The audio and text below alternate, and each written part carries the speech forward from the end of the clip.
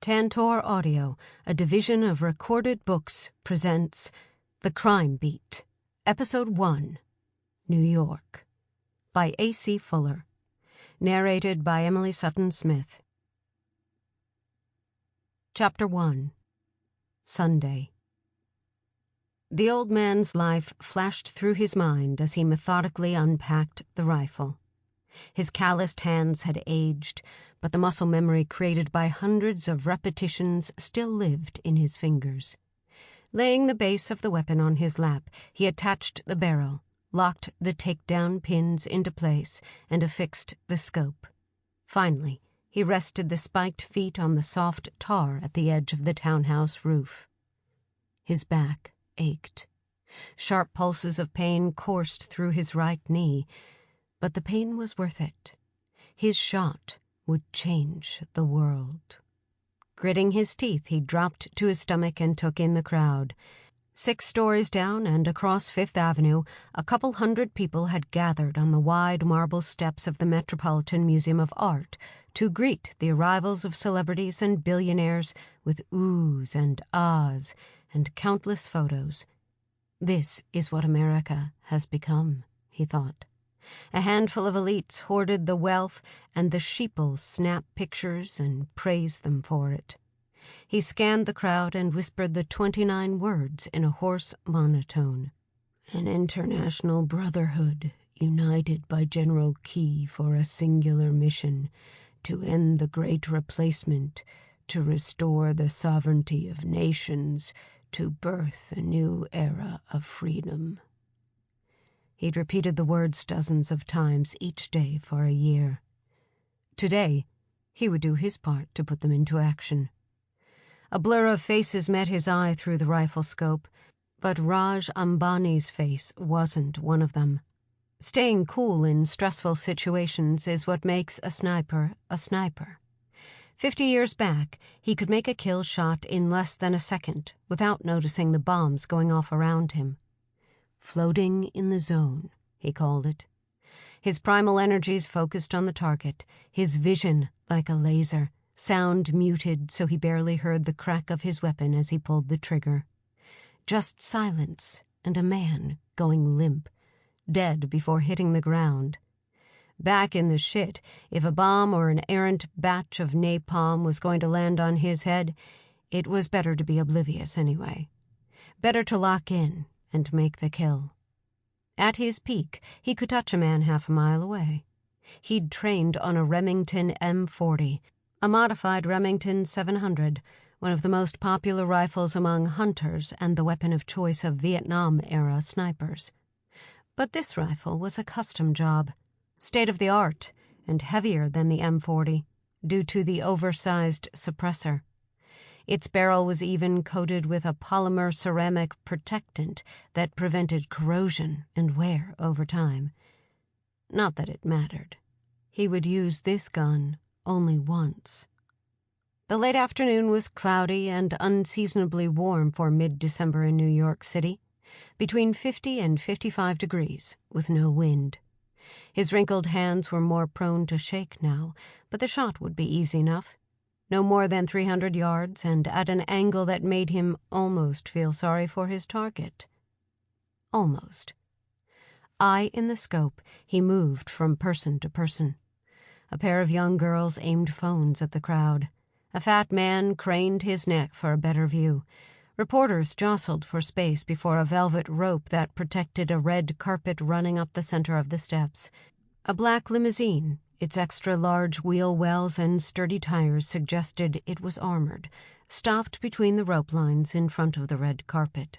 The man slowed his breathing as he lightly touched the trigger. It was all about control. Any elevation of his pulse could throw the shot. He'd taken metoprolol for his heart for years, experimenting with the dose until he'd found the perfect balance. The beta blockers would have disqualified him from competition shooting. But he wasn't here to collect trophies. His index finger was sweaty inside the leather glove. Leather was hot and cumbersome, but prints could bleed through latex, and cloth often left traceable fibers. The hairs on the back of his neck tingled, and the world around him fell silent as the limo door opened. With a long, slow exhale, he allowed most of the air to leave his chest. A tall brunette stepped out of the limo and waved to the crowd. The crowd cheered. The old man inhaled. It was only some self-absorbed movie star, filming herself with a cell phone as she walked the red carpet. Not his target. Moving his eye from the scope, he glanced up and down the street. A white SUV limousine turned onto Fifth Avenue, a block away. It slowed and stopped in front of the Met. He trained the scope on the license plate. At 3, That was it. The custom plate matched Raj Ambani's Twitter handle, and he'd had to look up the meaning. 2 commas in your net worth meant you were a millionaire. 3 meant you were a billionaire. It wasn't enough to brag about his wealth. Ambani had to promote his Twitter account in the process. He exhaled, letting his chest sink into the roof, waiting for the rear door to open. Everything dropped away except for his eye in the scope and his finger on the trigger. All sound around him faded. The rear door didn't open. Instead, a portly driver emerged and waddled around the limo. He opened the rear door, his wide back shielding Ambani as he got out. The 50 BMG round could easily pass through the fat man and take out the target behind him. But that wasn't part of the plan. Too risky. He could wait. It had been 50 years since his last kill, and at 73 years old, this would likely be his last. He wanted to savor the moment. Halfway up the steps, Raj Ambani turned to face the reporters who'd followed him from the limo. "This evening is not about me, but I'll take a few questions about IWPF. If they're not about the cause we're here to support, I'll head inside." A young woman shoved an iPhone in his face, its screen displaying the wavy red lines of a recording app. "The deal with XREV International, is that going through?" Ambani stuck his hands in the pockets of his tuxedo pants. He was 30 years old and slightly built, his black hair slicked back and parted in the center. One of his companies had developed an early version of the recording app the reporter was using, and, despite her annoying question, he had to smile at seeing his work in action. Plus, he was in his element, as comfortable with the press as he was in the boardroom. He turned his unflinching smile on her. "Thanks, Sophie, but again, IWPF questions only. Please." "I'm a business reporter," she countered. "I have to ask about the merger." He'd done enough interviews to know he could ignore questions he didn't want to answer. "The IWPF is an organization I'm proud to support.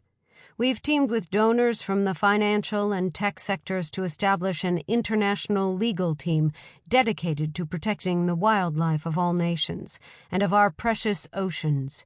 The $50 million fund will allow IWPF to blaze a trail in international law, creating protection for animals in an increasingly global society. As our economies and production bases become more interdependent, so must our conservation efforts." A stocky male reporter elbowed his way to the front. "Raj, if we promise to get our science editors to write about—" He glanced at his notes. "IPWF, or whatever, will you comment on the XREV merger?" Ambani frowned. "It's IWPF, the International Wildlife Protection Fund. And no, not today." Ignoring a torrent of shouted questions, Ambani stood motionless on the steps. He scanned the crowd for an environmental reporter to call on. His limo pulled away below, and he wished he was in it. No matter how much good he did with his wealth, reporters only cared about how he'd gotten it, and how he was trying to get more. He raised both hands, silencing the reporters. "No more questions. It's a beautiful Sunday evening in Manhattan, and we're about to give $50 million to an important charity." His white-toothed grin widened. "Come bug me about XREV on Monday morning if you must. Inside there's a glass of champagne with my name on it." The thought of champagne made him salivate. He allowed himself 1 glass per week, and tonight was the night. Ambani loved New York City around the holidays, and he looked over the crowd to take it in. Across the street, twinkling Christmas lights decorated the red maple in front of a beautiful old limestone townhouse. A pair of pigeons emerged from the tree and flew south. He breathed in the cool air which carried a sweet smoky scent from a nearby roasted nut cart. Life was far from perfect, but it was beautiful. As the birds disappeared into the evening, an unexpected movement pulled his gaze to the roof of the townhouse. A second twitch of motion focused his attention on what appeared to be a man with a black rifle. As he watched Ambani watch the birds, the old man whispered, "An international brotherhood, united by General Key to carry out its singular mission, to bring an end to the Great Replacement." Ambani looked up at the roof just as he reached the end of the words. "To restore the sovereignty of nations, to birth a new era of freedom." His forehead was like a target, wide and brown against the backdrop of cream-colored marble. The world dropped away, everything except the target, his right index finger, and the words. He let his breath out slowly. He grew still. He was floating in the zone, ready to kill. Ambani's eyes widened as he saw him, but it was too late. The man pulled the trigger once. A hissing pop came from the gun. His target went slack before anyone heard the shot. The round could penetrate a truck engine at close range. His shot had entered clean, piercing Ambani's forehead and turning his brain to jello on the way out, leaving a fine red mist plume. He never knew what hit him. Before the body hit the ground, the man was taking the gun apart. Shrieks filled the air as his senses returned to him, but the words moved through his mind, drowning them out. A minute later, he slung the rifle bag over his shoulder and hobbled toward the ladder on the back of the townhouse. For the first time, his wrinkled face broke out in a wide grin. He'd done his part. The small part he'd been called on to perform. The small part in a worldwide pact that would usher in a new age of freedom. Chapter 2. Jane Cole was pissed. She'd been pissed at the world for 3 years, but right now her boss was catching the brunt of it. She slammed a fist on his desk, rattling a jar of pens and knocking a wire-bound reporter's notebook off the table. She regretted it immediately, but was burning too hot to apologize. The weeks before Christmas are especially tough. Max Hare grabbed his notebook from the floor, then kicked his feet up on the desk, lacing his hands through his thick white hair. "No problem. I get that you're passionate about this issue. We're on the same side here." She needed this job, and the 2 vanilla lattes she'd chugged before the meeting were doing nothing to calm her. From anger, she had only one place to go. With the flick of an internal switch, she sighed, and her anger morphed into numbness. Her thoughts became white noise, static with a frequency between the crackling of a radio and the gentle whoosh of the cosmic noise app she used, with half an Ambien, to fall asleep each night. She flicked this switch a few dozen times a day. It kept her sane. Max squinted. "Jane, are you okay? The story was good, but I'm catching hell for it. I know you're passionate about this, but—" She shot out of her chair. "You're not?" The static was gone. The numbness disappeared. The anger was back. Hare held up his hands. "I've greenlit more stories on police brutality than any editor in the city, but I'm more passionate about accuracy." "My story was accurate. Every word of it. Robert Warren smashed a suspect's face into the metal grate of his cruiser. That is fact." She shook her head and flopped into the chair. "Didn't you tell me when I started here that every negative story I wrote about the department would get pushed back?" Hare stroked his bushy white beard, nodding. I'm getting more than the usual pushback. Warren called twice today, 3 times yesterday. His name was on the list for detective. He can kiss that goodbye." "Good," Jane snapped. "Brutal cops shouldn't get promotions." Hare shook his head. "No, they shouldn't." Going emotionally numb gave her power. The static darkness erased the pain but left her perceptive, allowed her to see others clearly. His terse answer made her wonder whether he truly agreed with her. She could read most people within 3 minutes, but she'd never been able to read her boss. He didn't look at the floor when he spoke. He never raised his voice when he lied. He had no discernible tell. His affable smile and white hair and beard reminded her of a kindly old wizard from the movies. It was a face that allowed everyone to believe he was on their side. In truth, the only side he was ever on was that of the New York Sun, the newspaper he'd run for the last 10 years. Since she couldn't read him, she kept pressing. "Max, he smashed a dude's face after arresting him. What more do we need to know?" "All I'm asking is that you flip over some rocks to see what crawls out. I'm sure you got the facts right, but sometimes the facts are different than the truth. Got it?" Cole relented. "Just because Warren calls 3 times a day doesn't mean he's innocent." "Not only Warren. I've gotten calls from 2 others I trust. They say Warren is one of the good guys." She waved a hand at him. "Cops protect their own, always have, especially against journalists." Hare sighed. "You know, I am still your boss, Jane." "For now." She stopped halfway to the door of his office. "I remember when I could actually hear and smell the person I was reporting on. Now?" She waved her phone at him. "I'm a damn stenographer. I copy Twitter statements and hope someone calls me back. We break one story based on actual sources, and the entire department comes after us. Makes a woman wonder whether there's any room to be a real reporter. I just don't think there's a point anymore." Hare looked concerned. "A point to what?" Through the windows of Hare's office, Cole gestured at the expansive newsroom, where a few dozen reporters, interns, and tech people typed at laptops, scrolled on phones, or talked quietly. "This. Any of it.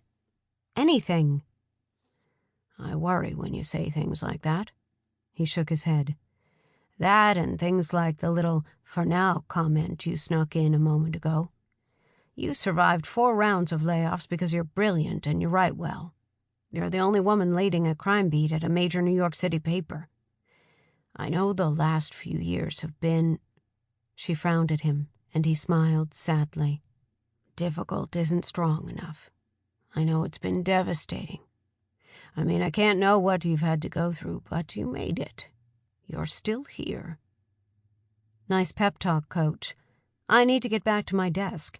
My spidey sense tells me a police spokesman might be sending a tweet." She stopped in the doorway and swiveled to face him, but his eyes were on his laptop. "I'm gonna need to be ready to transcribe it right away, sir." "Wait," he called without looking up, his voice urgent. "Something at the Met. A shooting." "Who?" "It's Twitter, so I'm not sure it's true. They're saying— oh, dear God. They're saying Raj Ambani was killed at a charity event at the Met." Hare stood abruptly and waved for her to get out. Cole met his eyes. "I'm sorry for all the— You're right. I'm still here. Christmas is just hard for me, okay?" "Go, and call me the second you have something." Chapter 3. The Metropolitan Museum of Art spans 4 city blocks on the east side of New York's Central Park, bordering 2 police precincts, the Upper East Side's 19th and the Special Central Park Precinct. The famous museum is one of the crown jewels of Manhattan's Fifth Avenue. Cole guessed that officers from the 19th would respond first. After evacuating the Met and securing the crime scene, they'd closed the 79th Street Transverse, the road through Central Park that connects the east and west sides of Manhattan. So when she'd told the Uber driver to go farther north and cross the park at 84th, she was betting that the more northern crossing would still be open. She'd bet right. As she slid out of the car, 2 officers were setting up a barricade to block off the road. "Turn around," one of them shouted at the driver, waving his arms. "No more cars through here." The driver pulled a U-turn as Cole approached the cop. An acne-scarred 20-something, Cole figured she could work. Most of the young ones weren't yet jaded against reporters, not having had time to develop the every one of them is an asshole until proven otherwise mindset so common to veteran cops. "The 79th Street crossing was closed, too. What's going on?" "Police business, ma'am." The other officer was older, and, Cole assumed, a little wiser. He pulled another barricade off the police truck. "Move along, lady." She didn't recognize either of them. Grunts from the 19th, most likely. But they might have information. Her competitors, mostly cute 20-somethings with huge social media followings, would blow right past these two and not think twice. But low-level cops were often willing to talk. On the ride from the office, Cole had learned everything she could about the shooting, which wasn't much. A handful of blurry pictures had appeared on Twitter, along with rumors about Ambani's murder, but nothing credible. So far, the police had released no official statements.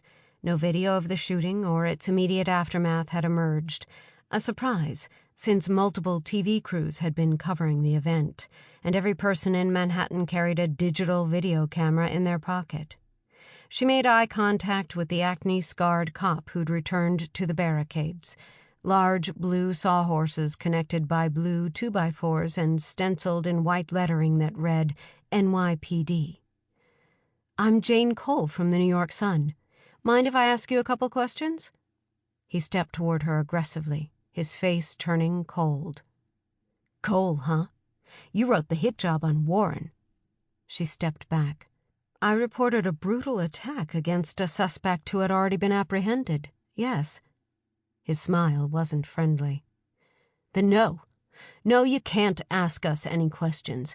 And not only that," he took out his phone and waved it in her face, "I'm going to text every reporter at the Times, the Post, and the Daily News to give them a heads up on Ambani. Our precinct captain will sit for an hour on the record with the damn NYU student newspaper just to make sure you fall behind." He spat at her feet. "Rob's one of the best. That story made New York less safe." He turned and muttered, "Stupid bitch." Cole grimaced and walked away. The animosity was nothing new, and she let it disappear into the void as she crossed the street. The Fifth Avenue sidewalk was blocked by police barriers, so she walked east, circled around on Madison, and approached the Met from 83rd, scanning every face she saw. A block ahead, 3 blue and white police vans were parked sideways across the traffic lane. A large crowd had formed, necks craned to peek between the vans, and a few dozen onlookers sat on people's shoulders, trying to peer over them. "The shooter was on the roof," a man said as Cole passed. He had wavy salt and pepper hair and wore a tan wool coat over a custom-tailored shirt. He'd been speaking with a woman who also looked rich. Local residents. "Where'd you hear that?" Cole asked casually. "Didn't hear it." The man's haughty voice matched his outfit. "I know it. I live up there." He pointed to the top of a townhouse on the corner of 5th Avenue and 83rd. "Furnace was stuck on high again, so I had my window open. Heard the shot. Looked out. Crowd was already scattering." He pointed to the steps of the Met. "I ran down, but it was too late. I'm a surgeon. Not trauma, but still." He studied the ground. "Never seen a head so damaged. What was left of it?" The doctor raised his head to meet her eyes again. "Anyway, by the time I tried to get back to my apartment, the whole area was on lockdown.